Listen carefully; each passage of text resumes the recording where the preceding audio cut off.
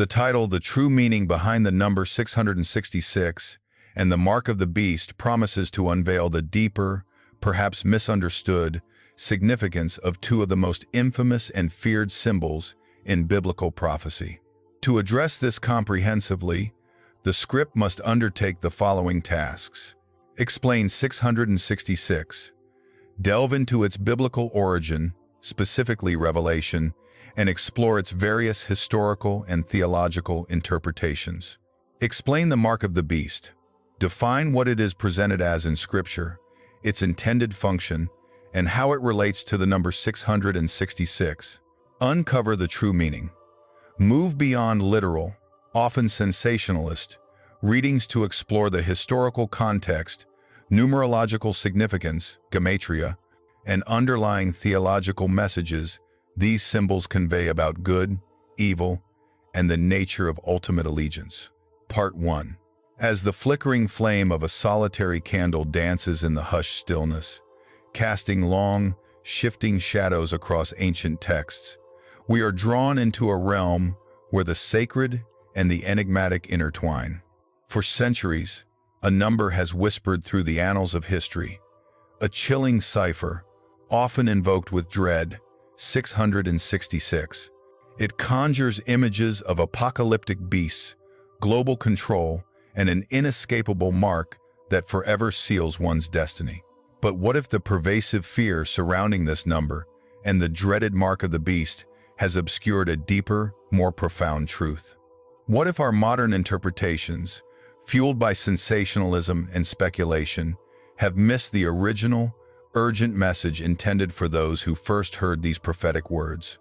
Tonight, we embark on a journey through ancient symbols and historical whispers, promising to illuminate the true meaning behind these formidable biblical enigmas, to peel back layers of misinterpretation, and to reveal the enduring theological insights they offer to our own turbulent age.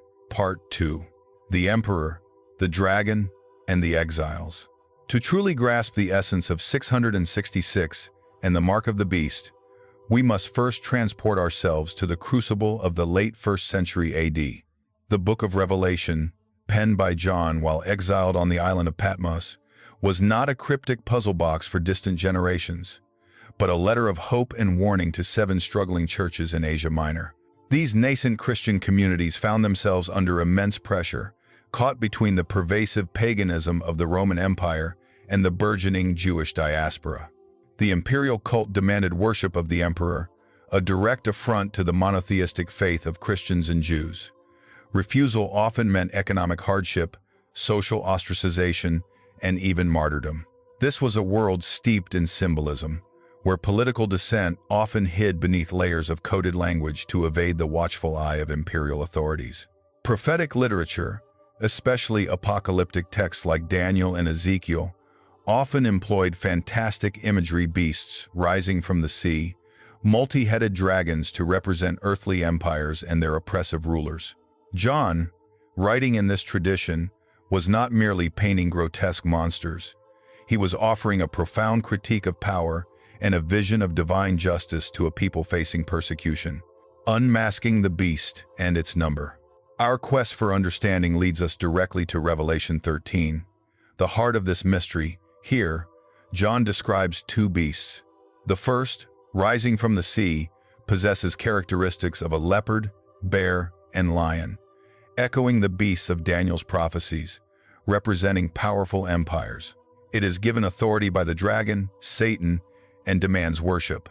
The second beast, rising from the earth, has 2 horns like a lamb but speaks like a dragon, a chilling depiction of deceptive power, perhaps religious or economic, that enforces the worship of the first beast. Then comes the pivotal passage.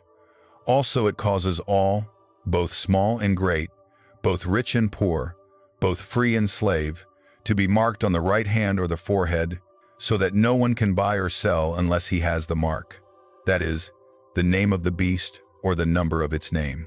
This calls for wisdom. Let the one who has understanding calculate the number of the beast, for it is the number of a man, and his number is 666, Revelation 13:16-1-8 ESV. The immediate clue lies in the phrase, "This calls for wisdom." Let the one who has understanding calculate the number, for it is the number of a man. This is a direct invitation to the audience to engage in gematria, a common practice in ancient Hebrew and Greek cultures where letters also served as numbers. The numerical value of a name or word was believed to reveal hidden meanings. Scholars widely agree that when the name Nero Caesar is transliterated into Hebrew and its numerical values are summed, the result is 666. The Latin spelling Nero Caesar, N-R-O-N-Q-S-R, transliterated into Hebrew, Neron Caesar, yields Nun piegdismet plus resh div, simta, plus vav sesha, plus nun piegdismet, plus kaf simts, samek seshdismet, plus resh div, simta seshdismet sesha. Some ancient manuscripts even contain 616, which corresponds to Nero Caesar without the final nun or the Latinized form Nero Caesar, N-R-O-Q-S-R, reflecting scribal variations and reinforcing the identification. Nero, the Roman emperor infamous for his cruelty, persecution of Christians, including Peter and Paul, and self-proclaimed divinity, epitomized the beastly power opposing God. For John's original audience, struggling under Roman oppression, the imagery was not a distant future prediction, but a poignant, coded critique of their present reality. The mark was not necessarily a literal tattoo, but a symbol of allegiance pledging loyalty to the emperor and participating in the imperial economic system, which for Christians meant compromising their faith. The theology of allegiance. Beyond the historical cipher, the number 666 and the mark of the beast carry profound theological weight. The number 7 in biblical numerology signifies completeness, perfection, and divinity. Humanity, created on the sixth day, often falls short of this divine perfection. Thus, a repeated 6666 emphasizes humanity's ultimate imperfection, its failure to reach the divine standard, and in this context, the extreme antithesis of God's perfect rule. It represents fallen, defiant humanity reaching for ultimate power without God, a futile and incomplete endeavor. The mark of the beast contrasts sharply with another mark mentioned in Revelation, the seal of God on the foreheads of his servants. Revelation 7-3, 14-1. This juxtaposition reveals the core theological message: allegiance. The mark is not merely an external symbol, but represents an internal commitment. To accept the beast's mark is to fully embrace its values, its economic system, and its idolatrous worship, effectively rejecting God's sovereignty. It speaks to the ultimate choice between loyalty to worldly power and loyalty to the divine. The mark of the beast, therefore, symbolizes a complete submission to an anti-God system, where economic survival and social acceptance are contingent upon forsaking one's faith. It challenges believers to consider what they value most: material comfort and security under an oppressive regime, or steadfast devotion to God, even in the face of suffering and death. Enduring interpretations and modern dilemmas. Over the centuries, the interpretation of 666 and the mark of the beast has been a fertile ground for diverse and often conflicting theories. While the Neronian interpretation holds significant historical and academic weight, various other views persist. Futurist interpretation. Many evangelicals and dispensationalists view the mark as a literal, future implant or tattoo that will be globally enforced during a literal tribulation period, perhaps tied to advanced technology like microchips or biometric scans. This interpretation often sees the beast as a literal Antichrist figure yet to emerge. Idealist. Spiritual interpretation. This view sees the beast and its mark as symbols of timeless spiritual forces of evil and rebellion against God, manifest in various forms throughout history. The mark represents a spiritual allegiance to anything that opposes Christ, rather than a single historical figure or future event.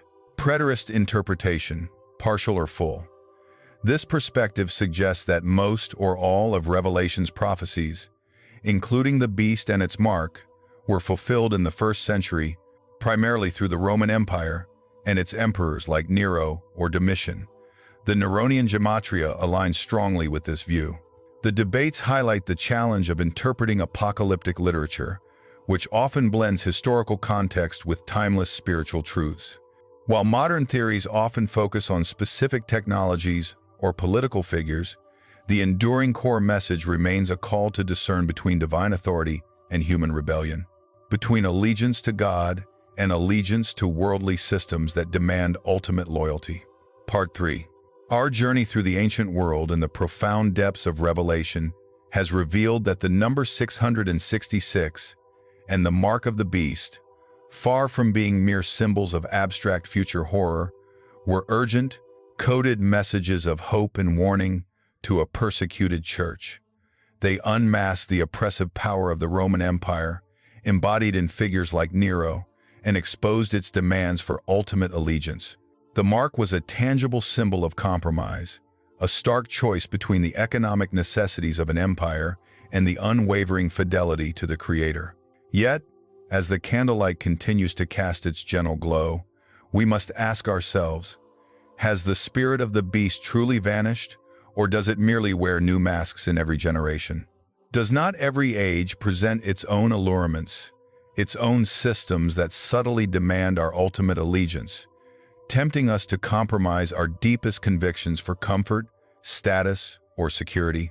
The true meaning of 666 and the mark of the beast, then, transcends a specific historical figure or a future technological implant. It is a timeless call to wisdom, a perpetual challenge to examine where our true loyalties lie and to whom we ultimately pledge our hearts and our lives. For in every epoch, the choice remains to bear the mark of the world's passing powers or to carry the indelible seal of the living God. And what mark, we ponder, do we truly bear today?